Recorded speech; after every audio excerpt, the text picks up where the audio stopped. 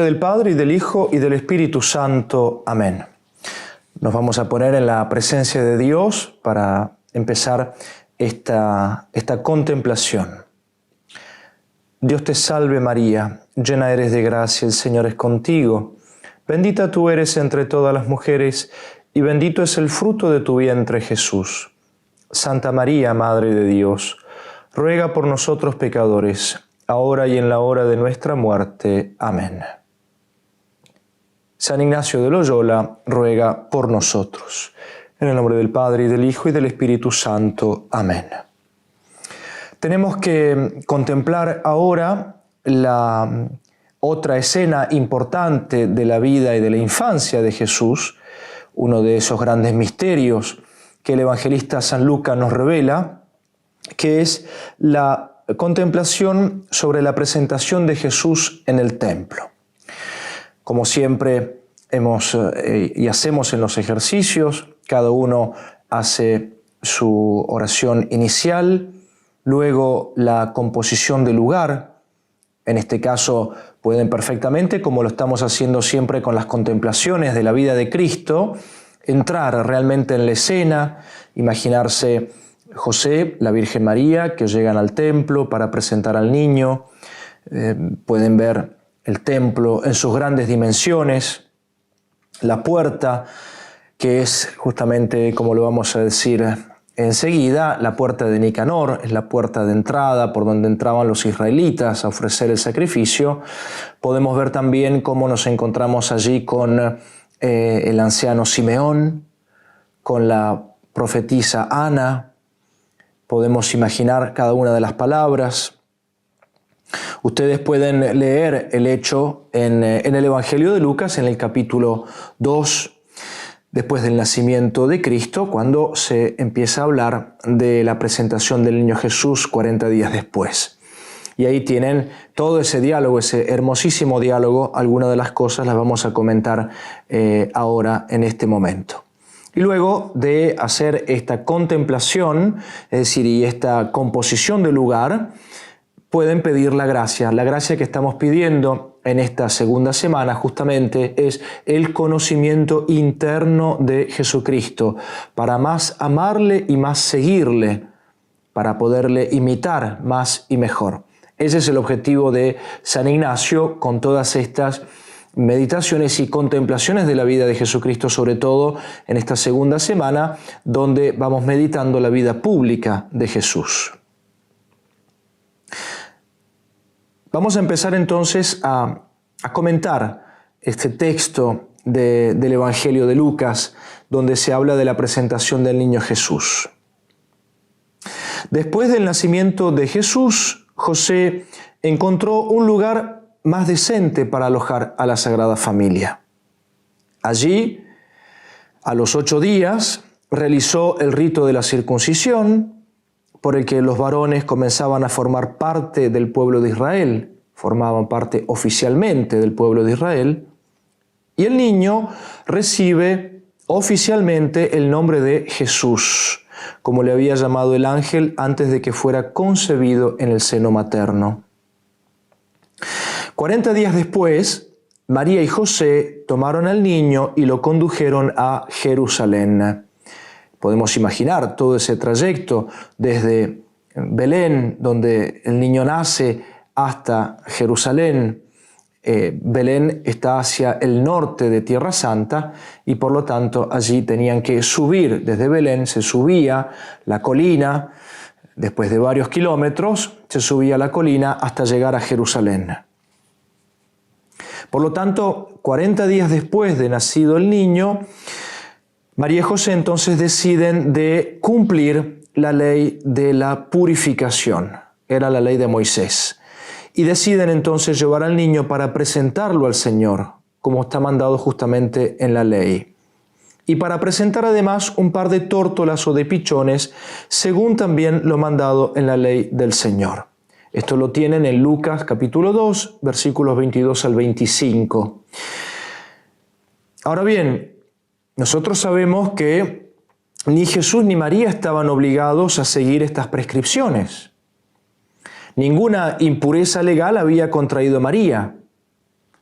pues ella había concebido y había dado a luz virginalmente. Por lo tanto, no había impureza, no estamos hablando de la impureza en el orden sexual, sino simplemente la impureza de la mujer cuando había dado a luz. Tampoco la ley del rescate del primogénito se aplicaba a Jesucristo. Por eso había que presentar el primogénito para consagrarlo a Dios, para rescatarlo. Pero tampoco se aplicaba a Jesucristo porque evidentemente Jesucristo era el Cordero de Dios que venía a rescatar el género humano. Y sin embargo, cuando ustedes leen este texto, van a ver que 3 veces, en pocos versículos, se dice: ellos lo hicieron como estaba mandado en la ley del Señor. Son obedientes a esa ley del Señor. La Iglesia descubre en este episodio una razón profunda, y es que el cumplimiento de la profecía de Malaquías se realiza en este hecho particular de la presentación del niño al templo. Malaquías dice en el capítulo 3, versículo 1, «Vendrá a su templo el dominador, a quien buscáis vosotros, y el ángel del testamento al que vosotros deseáis».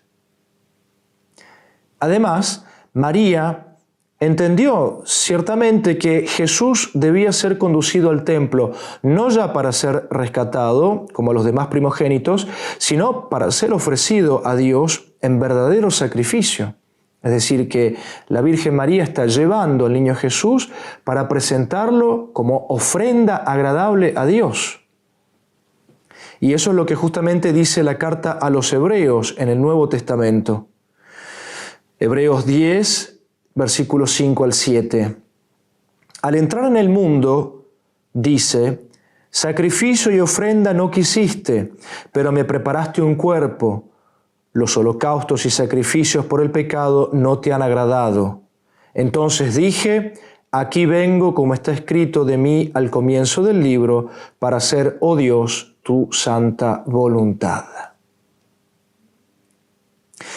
La presentación de Jesús en el templo se podría comparar en cierto modo al ofertorio del sacrificio del Calvario, que la misa justamente hace presente en todos los puntos del tiempo y del espacio. Cada vez que se lleva, por un lado, imaginarnos la víctima sobre la cruz, Jesucristo sobre la cruz, que es la víctima inmolada por nuestros pecados para salvarnos.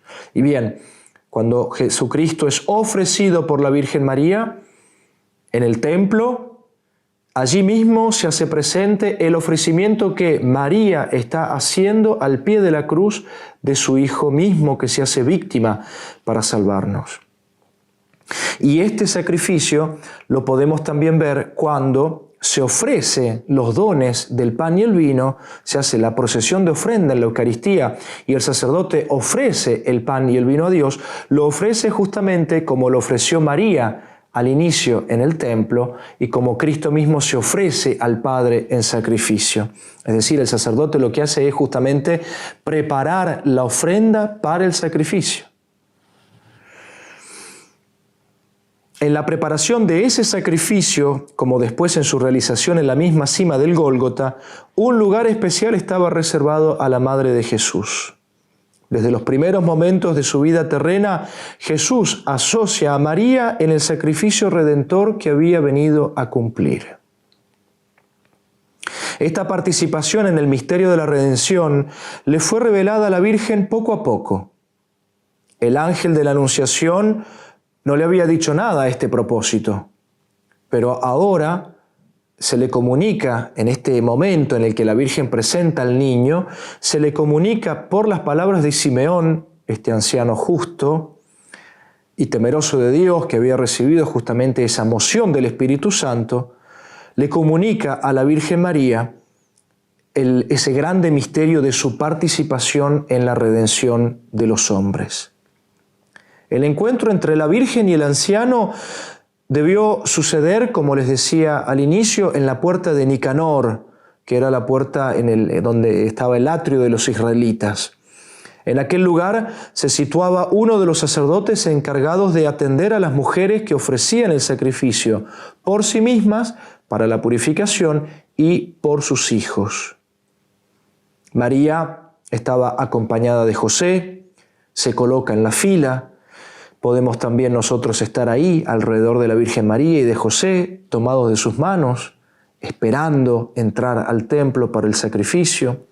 Pero mientras ellos aguardan el turno, se produce ese acontecimiento que llenó a todos de admiración. Porque imagínense ustedes, estando en la fila para entrar al templo, viene una persona que no conocen, un anciano que de todos modos en el templo lo conocían como respetable, venerable y justo, y empieza a hablar maravillas de un niño que nadie conoce. Y entonces el anciano, movido por el Espíritu Santo, dice Lucas, empieza a proclamar: ahora, Señor, puedes dejar a tu siervo irse en paz según tu palabra, porque mis ojos han visto tu salvación, que has preparado ante la faz de todos los pueblos, luz para iluminar a los gentiles y gloria de tu pueblo Israel. Pero ese momento de gloria, y esto también es muy interesante, y de alegría y de asombro, por así decirlo, se ensombrece inmediatamente.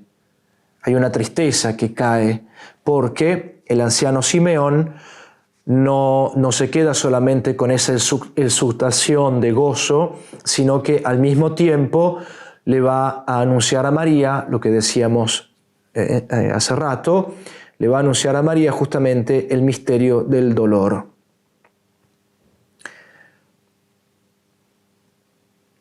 Simeón los bendijo y dijo a María su madre: mira, este ha sido puesto para ruina y resurrección de muchos en Israel y para signo de contradicción.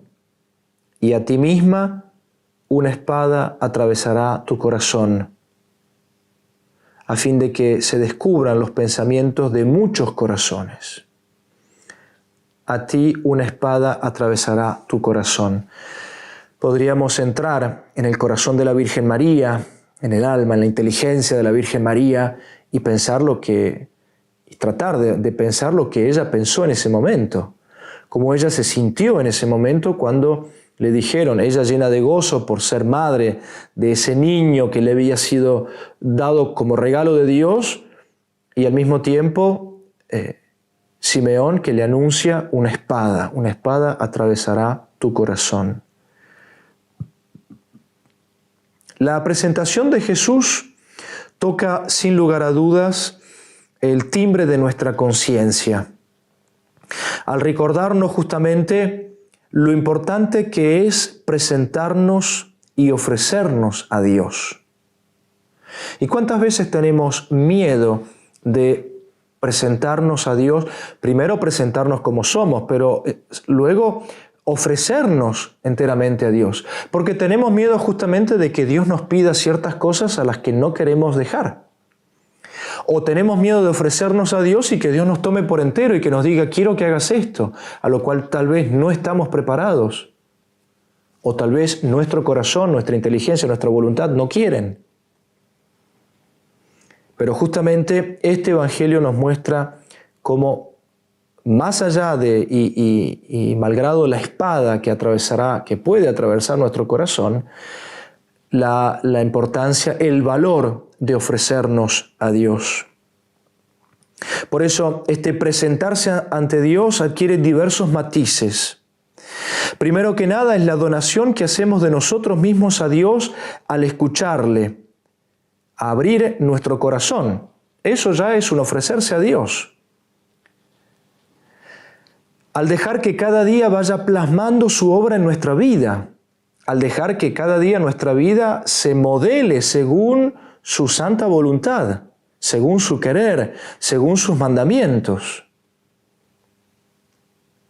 Cada alma en particular fue creada con un fin, es lo que meditamos en el principio y fundamento, con una misión concreta dentro del plan providente de Dios. Y bien, ¿cuál es tu misión concreta en este mundo? Y Dios quiere hablar y manifestarse en el mundo, pero necesita voluntarios. Y Dios quiere realizar su obra en el mundo, pero necesita instrumentos. Y nosotros tenemos que ser esos instrumentos. Para eso Dios nos ha llamado, para eso Dios nos ha elegido como cristianos. Significa además que la entrega a Dios, el ofrecerse a Dios, pasa por el sacrificio cotidiano. Sacrificio cotidiano. La vida cristiana no es un camino de rosas. Es un camino de rosas, pero con espinas. Y con espinas que hacen mal. Por lo tanto, es un sacrificio cotidiano de la fidelidad a Cristo y a la Iglesia. Hoy en día estamos viendo y estamos presenciando cada vez más la infidelidad a la Iglesia de parte de los cristianos, obispos, sacerdotes, laicos. Ofrecerse a Dios implica justamente eso, dejarse llevar por lo que Dios nos enseña a través de la Iglesia y por la fidelidad a Cristo, fidelidad que hoy se paga a un precio muy alto, pero fidelidad que nos conduce finalmente a la vida eterna. Fidelidad que es premiada por Jesucristo. El que me reconoce en el mundo, yo lo reconoceré delante de mi Padre, y el que me niega en el mundo, yo lo negaré delante de mi Padre. Por último, ofrecerse a Dios, presentarse a Dios, firma un pacto cuyo cumplimiento tendrá lugar en el momento de nuestro abrazo definitivo con Dios, cuando cansados de nuestro peregrinar por esta tierra, le podamos decir a Dios: valió la pena apostar por ti, valió la pena ofrecerme a ti. Por eso, no son sin dudas ni las grandes obras de apostolado, ni los grandes proyectos, ni los grandes deseos del futuro, ni las cosas de grande envergadura las que suscitan la admiración de los hombres. El asombro viene cuando detrás de todo eso, de todas esas obras magnánimas, está un hombre que vive de Dios. Un hombre que aprendió a ofrecerse a Dios y a ofrecerse a los demás, a darse sin egoísmo, a darse sin renuncia. María Santísima es aquella que justamente ayudó al niño a presentarse, llevó al niño a presentarse ante Dios y, como también dijimos, lo presenta también en la cruz. En cada presentación y en nuestro ofrecimiento, ese ofrecimiento que tiene que ser total, sincero, voluntario. En ese ofrecimiento también tenemos que llevar a la Virgen María. A ella le tenemos que pedir que nos ayude a ofrecernos a Dios. ¿Tenemos miedo? Pidámosle a María que nos ayude a ofrecernos a Dios. ¿No queremos ofrecernos del todo? Pidamos a María que nos dé el coraje y la fuerza de ofrecernos enteramente a Dios. Basta una decisión libre y un entusiasmo para lo que tenemos que hacer para ofrecernos. María está siempre con nosotros. Terminemos entonces esta meditación con un coloquio hacia Jesucristo, hacia la Virgen María, pidiendo justamente esa fuerza, esa valentía para presentarnos, para ofrecernos a Dios, para que Dios escriba en nuestra vida lo que Él quiere, para que su voluntad se cumpla en nosotros, más allá de esa espada que pueda atravesar nuestro corazón, pero una espada finalmente que nos va a llevar a la felicidad eterna. Gloria al Padre, al Hijo y al Espíritu Santo, como era en el principio, ahora y siempre, por los siglos de los siglos. Amén. En el nombre del Padre, y del Hijo, y del Espíritu Santo. Amén.